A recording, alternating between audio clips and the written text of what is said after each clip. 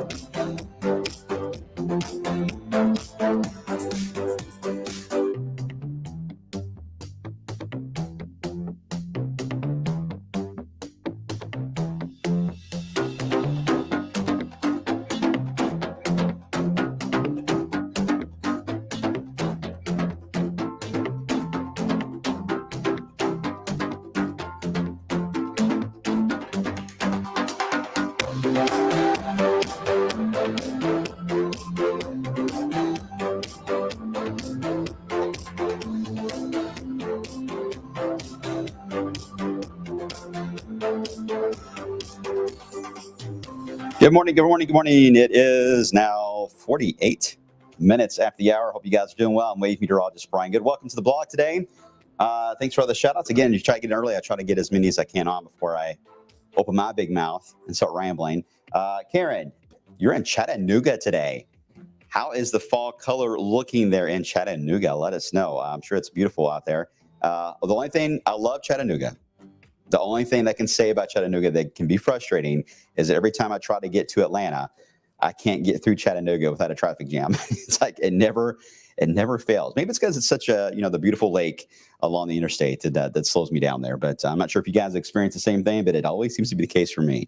Either way, it gives me a chance to enjoy Chattanooga at least while waiting traffic there. But I hope you're having fun down in Chattanooga, Tennessee. All right.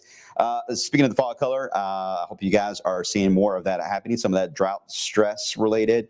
Karen says not too much foliage right now. Well, hang in there. It's getting there. It's starting to see some color here. My neighborhood is a mix of beautiful reds. There is one tree. I don't want to say the address of where it is, but this tree is by far my favorite every single year. And it's in the Highview, Okolone area.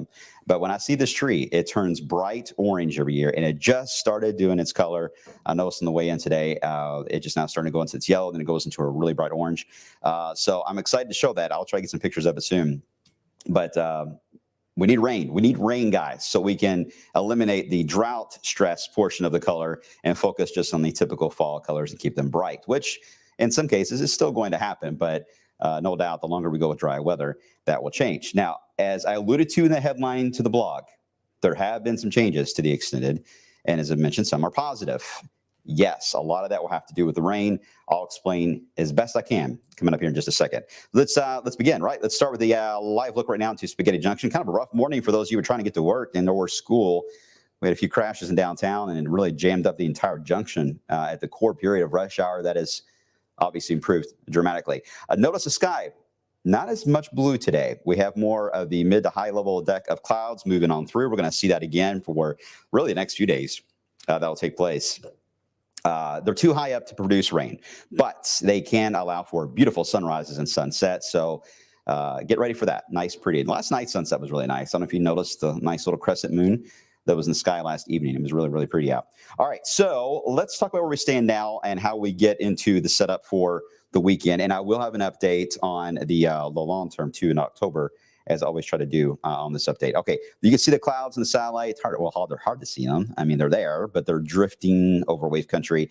There is an increase in moisture, but it's too high up again to really make a huge difference on trying to get some rain into the ground. This is a little wave here. This is going to get awful close to us. This is going to get all the way to about Evansville, maybe as far east as, say, Tell City as we head into Thursday and parts of Friday.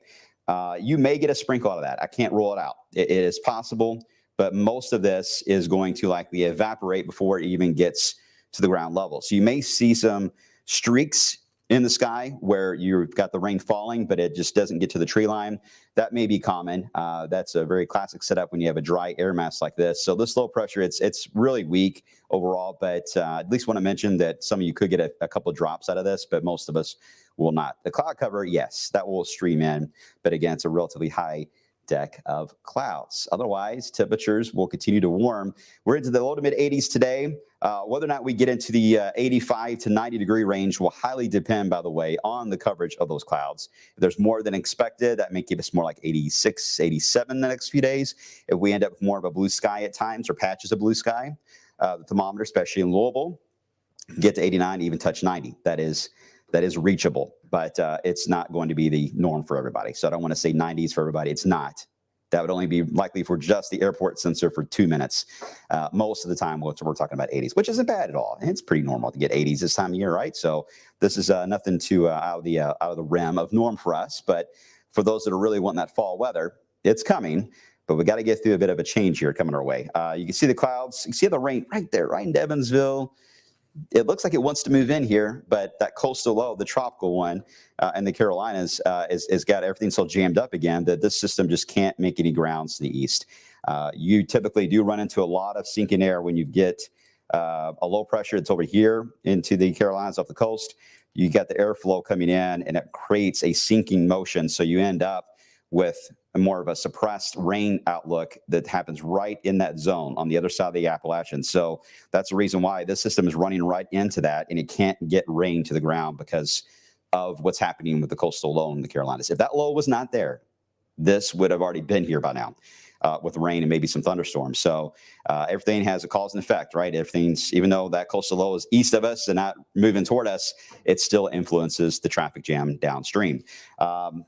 That's the only issue we've got between now and really the weekend. It's just battling the cloud cover with this, which is not a major ordeal. In fact, if anything, it will start to disintegrate a little more as we head into later on for Friday and even Saturday and even into Sunday. You can see the influence of the tropical low right there into Virginia and the Carolinas. But yeah, a lot of sinking air right in our area.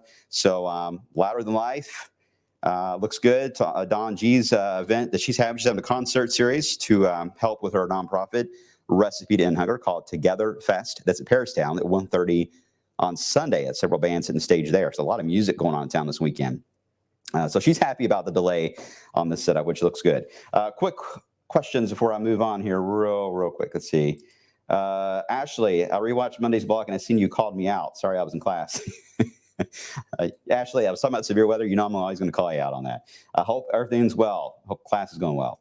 Let's see, Kim, when will be the peak color for leaf watching? Typically here, it's a week before Halloween. This year, I do think it will be early.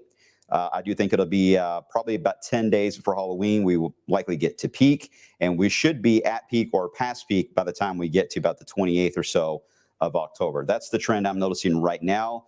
Heavy rain events and wind events change that, as well as, of course, any type of a change in temperature. But overall, that's the way the pattern is looking, as I'll explain in a second.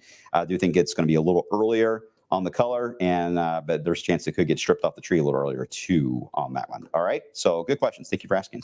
Okay, so once we get into this weekend, I've got temperatures. You generally can tell the warmer colors, warm weather, colder in the blue, right? You see that coastal low that's moving up the eastern seaboard. You see the little jump. This is your mid to upper 80s, bumping right into the Ohio Valley there as we get into this weekend. Everyone's fully aware of that. Now, here comes another low that's going to be moving in. This is a separate ordeal than the one you saw that was around Evansville. This one is the main player that we've been tracking for 8 days. The speed on it keeps evolving so much because, again, it just doesn't know. It really wants this low in the Carolinas and the coastline in the eastern seaboard to move out of the way. It's got to go. It's got to go.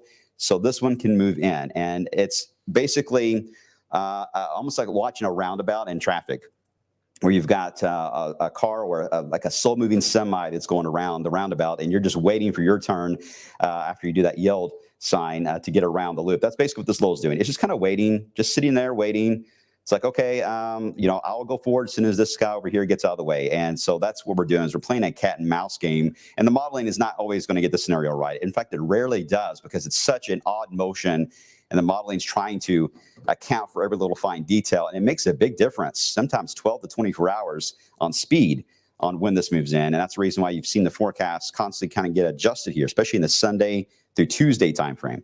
That adjustment keeps happening. And today's adjustment is to keep the idea of slowing it down. So we've got the rain chance pretty much out of Sunday altogether. So the whole weekend looks good. Monday's rain chance is lower than what it was yesterday because, again, the slower speed. But remember when I said yesterday and the day before and the day before that, if it's slow to arrive, it's likely going to be slow to leave. And this one may get stuck because still we've got the influence of this low into the Canadian Maritimes. It moves enough to where it can get at least to Illinois, Indiana, and Kentucky by the time we get into late Monday and Tuesday. And then it just lingers because we have potential for another tropical wave, by the way, it wants to form here. Oh, look, it's a little smiley face, a little nose right there. There we go. Some eyebrows. Sorry. ADD kicks in. If this jams up again in the Atlantic, then this low for sure is going to be even stalled out. It basically will have to rain itself out, what we say, as it becomes an open wave. The problem is there is another one that is dropping in. You can't see it here because the model stops at this point next weekend, but there's another low dropping in. And they may, because this one's so slow, it may stall long enough that the next one comes in and they basically merge together. And if that happens, we could start the rain chance, say Monday, and we may have a rain chance that is every single day for about a 10-day window. That would take care of the drought problem, right? Here's the issue, though. If we end up with it being stuck, you end up with quite a bit of rainfall potentially. This is the Euro model. This is one model's idea. This will get us into the end of the month, basically. So the next 10 days. It shows the stalling effect that this low has. Look at some of those rain totals. Some over 5 to 6 inches of rain, where, again, you end up with a training effect of daily showers. But look at the eastern counties. What is it? Shelbyville, 1/4 of an inch. And you get to Grayson County, 4 3/4 of an inch of rain. Boy, that sounds like a fun forecast. But I don't want you guys to focus on the numbers on this because this will change. I want you guys to look at the visual. The visual on this is you see the issue we may run into next week. If this stalls, we may have an issue of a completely different storyline here of too much rainfall happening. And this is where I think it could cause some of the leaves. It will help the leaves in changing color, but it could actually just take them off the tree altogether too. I do not see severe weather right now with this because it is such a weak low pressure. The only way you really would get strong storms is if you get any heating going on, and there's not going to be much. In general, we're looking at temperatures generally into the 70s. So here's what the rain chance looks like for now. You see we've got upper 80s as we enter the weekend. And then you see the drop as the low moves in. Rain chances are now up to 40%. Got a feeling they're going to go higher. And the temperature will generally be, because the clouds, in the 70s every day, may even stay in the 60s in some cases. So next week, it does look to be a gloomier week for us, but rainy. We need about roughly 4 inches to be completely out of the drought across central Kentucky. Some areas west of 65, you don't need as much as that to get out of the drought. Unfortunately, the rain is not placed exactly where we need it there on that particular model run. But you get the idea. That's the problem we'll have with that low moving in next week that'll be approaching. Then after that, things get interesting. Remember yesterday, I showed you the map indicating the cool shot of air in October. I believe there's 2 cool shots. I just don't know the dates yet. The time period to keep staying out I'm looking at is the 8th through the 12th, and then maybe the 20th through the 24th of October. Those are the 2 time periods right now that are standing out to me to get some cool shots of air. The first one, though, I think is going to be highly dependent on what happens in the Pacific Ocean, because there is likely going to be some sort of typhoon that'll be forming here in the Pacific. Anytime you get them curving near Japan, you get the recurving typhoon theory. One of the favorites of weather meteorology lovers is this theory. It goes basically when you have a typhoon that curves into the Aleutian Islands, into Alaska, you can almost count a good 7 to 9 days roughly to lead to a cold shot of air, depending on the time of year. It could be cool, but a cold shot of air in general will then dip into the eastern United States. And if this holds, which it looks like it's trying to show, here it is here. Let me redraw it because there's a lot of green here. I apologize. This will be the typhoon here, not far from Japan on the 29th. And then there it is as we head into about the last day of the month. So if that holds, that would give it, a good 7 to 9 days. That would put it about October, roughly October 7th, 8th, somewhere around there, into the 10th. That would allow for some type of a dip in cooler pocket of air right into the Ohio Valley. I don't know if it would be enough to get us to a frost level, but it could. It very well could. So I want to at least show you guys why that cold shot of air is showing up, and what it's highly dependent on is that idea of the recurving typhoon setup. If that doesn't happen, if that system changes, then I don't know if that will play out exactly. But there you go. Holding strong for those that love the cool shots of air that come our way. Certainly, if you can get a frost, get rid of this ragweed, that'd be nice. The rain will help too. The rain will help too. Tim's ready for storms. Yeah, we're not quite there. Although I will say this. I told you guys yesterday I was not going to give you any nuggets in the winter forecast. I'm weak. I gotta give in sometimes. I will give you one. And I'll try to keep my mouth shut for another 30 days. I do think severe weather and tornadoes will be a part of the winter outlook this year. Not the best of news there for snow lovers. I get it, but I do think that's something we need to consider. And right now, my gut feeling is you're going to see that on some of the maps I'll be drawing will be that potential this winter. So, Tim, I know you love storms and severe weather, so this could be an interesting winter for you there. Travis, October cold, maybe snow. Yeah, you're up in northern Indiana, just so you know. So, Travis, you're always our storm spotter up there in Indiana. Appreciate you, Travis. Travis has been around the block for a while. Yeah, you could. It's possible. The Great Lakes certainly could get maybe some flakes out of that. Do not see flakes here, though, right now. Do not see any sign of that. Everyone always waits for that for Halloween because of the 1993 snow, the 2.4 inches of snow on October 30th. I remember that quite well. Everyone always flashes back to that because it was only 3 months later, that we had the January 94 snowstorm. There was no correlation, but it's nice to try to correlate them, right? Let's see. So, NJ, are we in for a bad winter or no winter? Yes and no. That's my vague answer for right now. It's going to be a wild one. All right. I don't think it's going to be tame overall. I just got to figure out the elements, and I promise you, I'm working on it. Every day I spend about 2 hours going over the winter forecast and adjust it and get more data. As I mentioned before, though, I'm still missing some key stuff that'll come out at the end of the month that I need. But I'm working on it every day. There's a lot to look at. Sometimes there's too much to look at and your mind gets boggled. And I want to be as simple as I can with you guys. Austin, any return to the 80s in October? Yes. I do think that is possible. If we do not get the idea of the recurving typhoon trough that digs in the eastern part of the country, yes, you can get easily another ridge, especially with a dry pattern that will try to get established again. So I do not think we're done with the 80s. So good question. Well, are we done with the 90s? If we don't hit it on Friday or this weekend, yes, I'll go ahead and say it. We're done with the 90s at that point. All right, guys. There's always a possibility of snow elevated. Yes, always Floyd's Knobs, right? Or Oldham County always seems to get snow and no one else does.